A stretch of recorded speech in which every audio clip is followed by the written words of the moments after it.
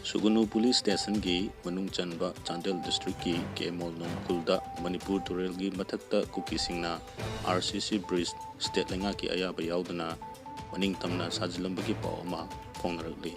Pau asiga mari leinana chapchaba report ama lawba changluba masing yanglaba Manipur Police Team PSF ki apunba kangbuna changsinlubada Sugunu yorpada Assam Rifles ki team amana thatuna tambaga loinana mafam aduda changsinlubada Amdabu Todok Toloko Yai Haiduna Kating Bapiki.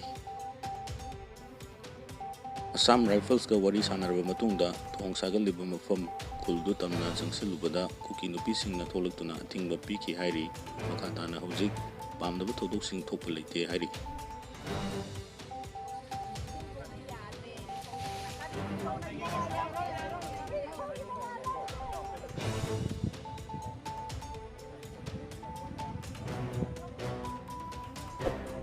Banba yabadi mari lainaba disina ariba tong asi saba yabagi ayaba pikiba leite hairi.